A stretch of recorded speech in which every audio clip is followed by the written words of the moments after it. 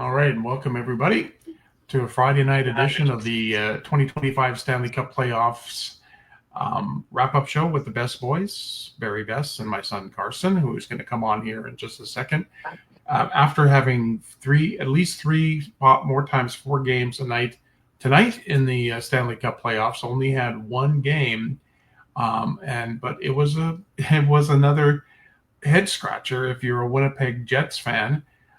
We'll get into that in just a minute, but first I want to just say you can get all of the Besse Boys Center Ice Podcast 2025 Stanley Cup wrap-up shows on our YouTube channel, Besse Boys Center Ice Podcast YouTube, and that is also available on the Refocused Radio Network with Shemaya Reed's I Am Refocused Radio and Rudy Campos Jr. and Sweep the League. So you can go there and get all of the, so far every night that we've done a podcast. Yeah, we've been doing good. We've done every night except obviously we mentioned night one, but we did that one. So tonight, as I mentioned, was only one game. And it's kind of funny only having one game and being on. But I like it that we're doing a show at 10 o'clock. 10 o'clock. It's better than doing it at 12:30 or 1 in the morning. All right. So the scenario. Sorry, but go ahead. Sorry. The scenario tonight was Winnipeg in St. Louis to try to close out the series. Now, the visiting team had not yet won a game, right? Mm-mm. Yeah, they had not yet won a game in this series. And I think going back to the regular season, the Blues hadn't lost a home game in like 12 or 13 games, including regular season and, well, as we're going to talk about, the 3 games in the playoffs. And once again, Carson, a guy who is up for the Vezina Trophy and the Hart Trophy for the 3rd time in this series gets pulled. And it's like, I don't know, Connor Hellebuyck in the playoffs is the reverse of what you're supposed to be. Yeah. You know, it's I don't know if it's a stigma of playing in St. Louis. No, I think it's just something with it's something with his game, I think. Like he just I think he almost gets maybe overwhelmed by the moment because it happened last year against the Avalanche, and I think people were quick to discount, including myself, that okay, it's the Colorado Avalanche. I mean, come on. Like McKinnon, at the time, Rantanen was still there. Makar, Val Nichushkin, a lot of guys that have put up a lot of goals. You go to St. Louis, and no dissing the guys on the St. Louis Blues, but they haven't had that, that Hart Trophy winner, the Rocket Richard winner. Mm-hmm. Right. The guy, like a guy that's leading the league in points or top 5 points. They don't have that. They have a lot of guys that can muck it up and get 15, 20 goals a season. But they don't have that 30, 40, 50 goal score, except like a Robert Thomas, Jordan Kyrou, but they're not as built as Avalanche as far as like star power, and they're still getting it done. And like you said, 3 times they've played St. Louis at home in the series. 3 times Hellebuyck's been pulled.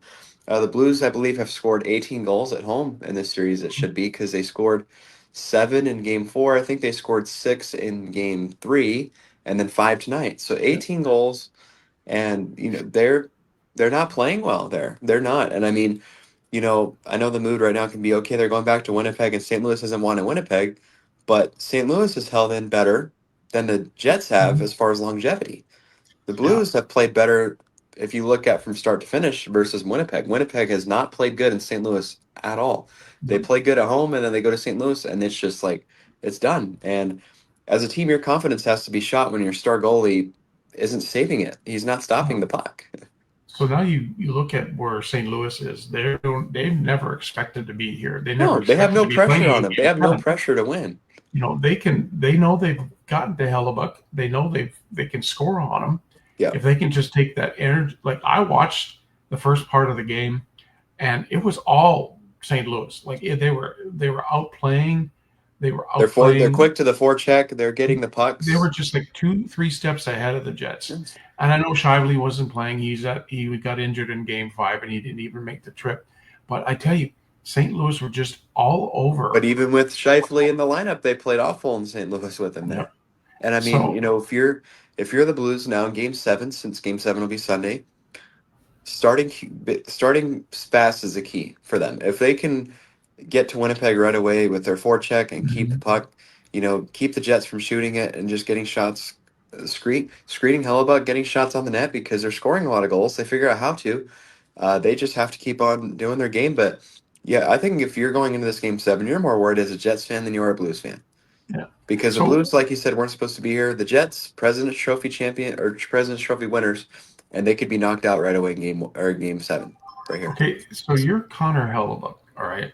You're what's going through your head right now? Like those head games Yeah. are like Well, you're getting you pulled three you you're times. like, golly, I can't save a freaking puck. Like, No, what in the world am I doing? Like, why can't what?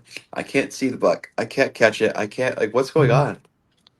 Like, and I know the one goal by Broberg, it looked like it might have been goaltender interference, Yeah, but but obviously it wasn't enough for the Jets to no, think it was worthy of challenging it. So because they I said, think contact was initiated by the Jets on that, and yeah, that's why it wasn't done. But yeah, you're scared going into this game 7 if you're Winnipeg. I mean, yeah, yeah, like, you wonder if big changes happen in that organization after this game if they lose, because look at a lot of these guys. They've been there for years. Shifley, Connor Hellebuck, mhm. uh, Nikolai Ehlers, Kyle Connor. Do you start trying to move to the next generation of the Winnipeg Jets if they don't win? I mean, Because that's not going to be good if they lose. and there's always been, the off the ice. There's always been talk the last couple of years About about them relocating. relocating. Not really, like in the playoffs. There's Well, like lots of it's fans, just, but in the it's the regular season, smallest. It's just, yeah. Well, I mean, they don't have. no, They're talking about relocating all the yeah, time. yeah. Well, and I mean, So if you go and you all of a sudden, okay, we're the President's Trophy winner. That's a and you get great, relocated, and and you're you're in talks gonna, of relocation. yeah. And then And I mean, even I've, even if Winnipeg pulls this one out in Game 7 on Sunday night, they'll go into either Dallas or Colorado, and their mindset is like, I don't think Winnipeg is going to get past. If they get past the Blues, I mean, which look at how, is if, okay, let's say Colorado advances, right? Star power that beat the Jets last year hasn't changed. If anything, they've gotten Mhm. probably a bit better because they got Natchez and he looks really good. And then other way, if Dallas advances, they've done all this without Heiskanen and Robertson, who are going to probably be able to come back. That's going to be scary. But yeah, I mean, I have firsthand experience. I've been to Winnipeg. I've been to a game there. Smallest arena in the NHL. And they have a hard time filling the seats in the regular season, which is part of the reason for the relocation talks. right. That fan base is a rabid fan base. They love their Jets, but it's not a big market city. They have a hard time generating revenue. They have a hard time generating fan support because they have to charge more money for the tickets because it's a much smaller arena. They have to make up for the difference somehow. But it makes me sad because I love that fan base. They're super passionate about their team, Mhm. and I mean, it's that arena is amazing. The Canada Life Center is one of the best arenas in the NHL. I love watching the game there. But I wouldn't be surprised if they eventually got relocated because, like, it's just nobody wants to go to Winnipeg. They do player polls, and they have the ones that say where would you least like want to go play, and Winnipeg's always at the top of the list every year, no matter how bad or good they are. They're always at the top. And I want Winnipeg to do well. I don't want Winnipeg to leave. I don't want them to relocate. Winnipeg, the city itself, deserves Well, in the province, they have the nothing else. province. They have nothing If else. they have the Blue Bombers, but if the Jets leave, they don't have any other sports. That's it. So but I tell you what, if you're the president, like again, winning, that's what winning in the regular It's a season curse. doesn't mean anything It's a because curse. once you get to the playoffs, all 16 teams are on the same level, and it's been a curse the last few years. So Game 7 will be Sunday night. I don't know if they have a time yet. Let me check it out real quick. I'm let's see, Sunday. I imagine probably 7 or 7:30, but Yeah, um, and the last, they don't have it up yet, so they don't have and the time up yet. it's rarely happened that a President's Trophy team has really won. The last time that it happened was when Washington won in 18. Yeah. They won the President's Trophy, but it rarely happens, and a lot of these President's Trophy winners get knocked out right away. I Mhm. mean, you know, look at the biggest one I think that people can think of is Tampa Bay in 2019 Mhm. when Yeah. Columbus swept them, Yep. swept them, Swept and them. This is bad. I think this is a lot worse than people really maybe are looking into or think for Winnipeg. This is I think in my mind at least, I could be overlooking this, but just as a fan, I think this is the biggest game of their franchise history right here. Yeah, Because, because if they've been in the conference finals in 2018. They lost to Vegas, but that team had a lot of hope left in it, and they thought that they could keep on going and make it back. But with all the noise around the team, with all the guys that have been there for so long, if the Jets lose, a lot of these guys could ask to be go Mhm. away, like they want to be traded or they want to leave. Yeah. Well, I just think that St. Louis has nothing to lose. They can go in there. All they have to do is just keep putting the pressure on, keep firing pucks at Yeah, and I mean, Bennington has been really caliber. good this series.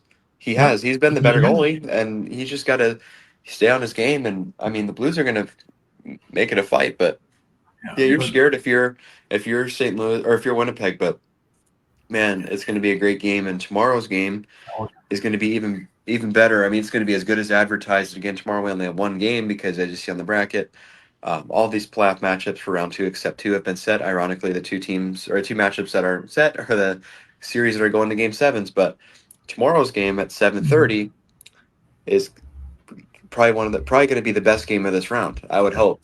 In Dallas and Colorado tomorrow in Dallas.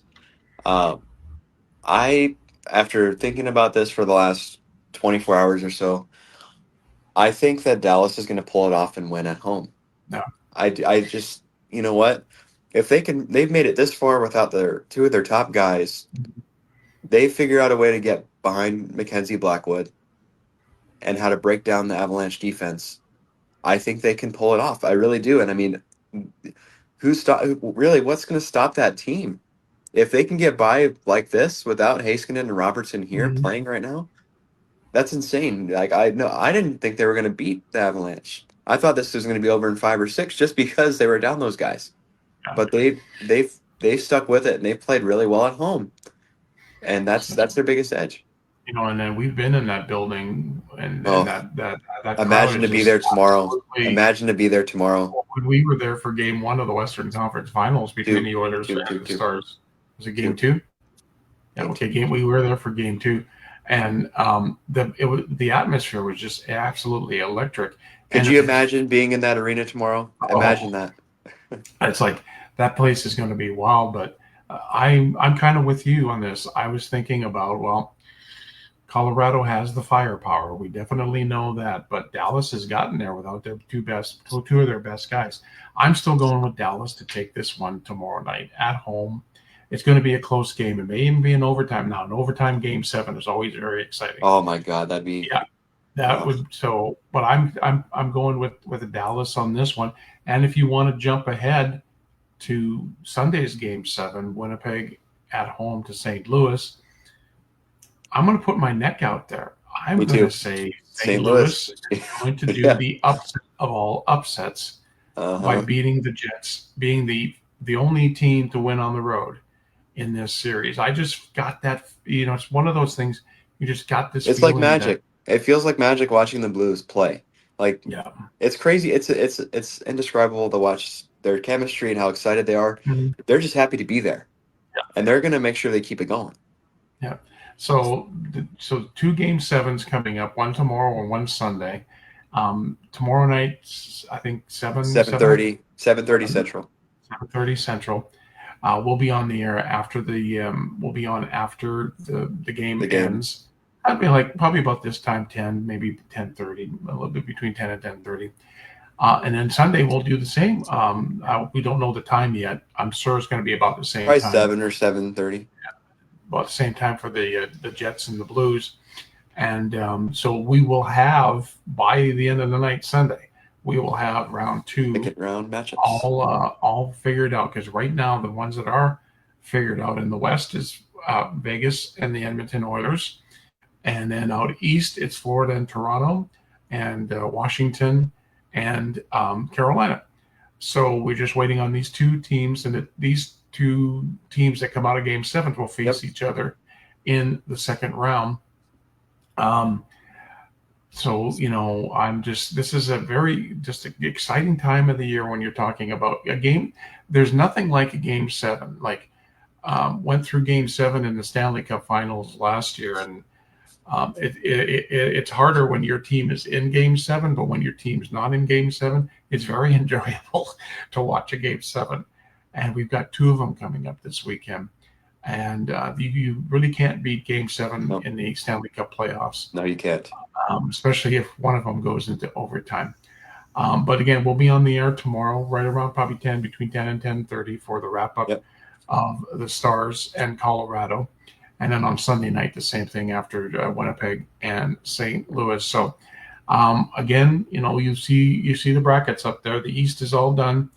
We're just waiting on the second round and just waiting on the Winnipeg, St. Louis, and Dallas, and Colorado, and then we'll be on to the second round. We'll be down to the Elite Eight, if you want to call it that.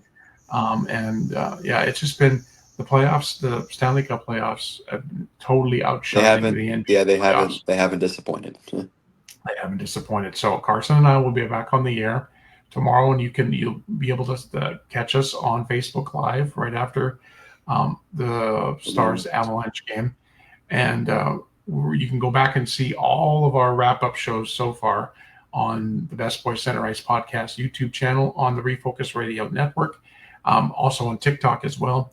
We post them up there too.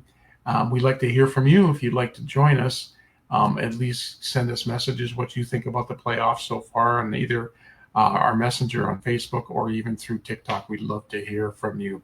So that's going to kind of wrap things. It's a quick one tonight because we only have the one game. But we're looking forward to a Game 7 tomorrow night. It's just been a fantastic last few days of the Stanley Cup playoffs. And this is what it's all about. If you're not a hockey fan, and if you want to start getting into the game, this is the time of the year. You watch Game 7 tomorrow and Sunday. All right, well, Carson, it's time to wrap things up here. We're going to come and we're going to get some bowling going on tomorrow that we got to get, and we'll go and catch up then and talk a little bit more about these Game 7s. But as Carson loves me to say, he's the one that makes me say this. In the meantime and in between time, everybody have a great hockey night. Bye, Deb. I see you tomorrow, son.